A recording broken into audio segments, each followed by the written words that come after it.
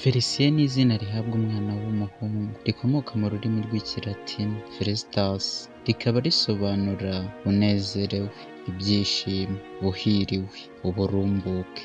Ba Felicien bakunze kurangwa no kugaragaza amarangamutima yabo, bagira inzozi nyinshi, bagira ibitekerezo byubaka, bagira ubumuntu kandi bakora ibintu byose kuri gahunda. Felicien ni izina ry'umuntu wishimira gufasha abandi, ndetse mu byo barimo byose ntiyagusiga ku nzira uko abonye, aragufasha mukagendana, aba yumva nawe yasiga. Ni umuntu ushimishwa no kugira icyo amarira abandi mu bikorwa bya muntu. Ibyishimo bye abigaragariza mu kwita ku muryango we no ku nshuti. Ni umuntu ugira amarangamutima hafi, iyo yishimye cyangwa ababaye buri wese arabibona. Iyo abaye umugore aba ari intangarugero mu kwita ku muryango, kubabarira no gutanga urukundo. Felicien aba ari wa muntu uhora aseka, uzi gukunda kandi nawe wifuza gukundwa, ariko umujinya we uba hafi. Icyo akora ntibimara akanya kanini, aba yifuza gukorana n'abantu bashima ibyo akora, kuko birushaho kumutera umwete mu byo arimo, akumva ko agomba gutsinda kandi akagera heza. Ni umuntu abandi bibonamo, asa nk'aho afite rukuruzi, aritanga kandi agira umwete mu kazi.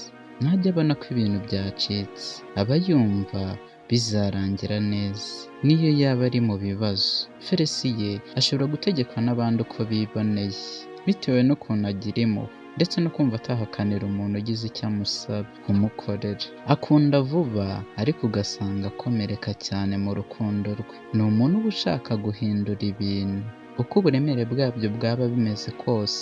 Felicien ni wa muntu wirengera ingaruka iyo hagize ikimubaho, yaba yakigizemo uruhare cyangwa kimugwiririye. Azi kumenya uko yitwara kandi agafata icyemezo cya kigabo. Ahangayikishwa n'ibibazo by'abandi n'iyo ntacyo yabasha kubikoraho. Atanga ibirenze ibyo yinjiza, bikaba byamugusha mu gihombo. Ugasanga afite ibihombo bya hato na hato, cyangwa se amafaranga aba yabonye ntahura n'ibyo aba yakeneye. Gusa mu buzima bwe ni umuntu ucecetse, witonda kandi ugira gahunda. Ashobora kuba intwari rimwe na rimwe, hari n'ukuntu abantu babimukundira kandi yumva buri wese akamuha n'agaciro. Ashobora kukurengera iyo abona uri mukuri.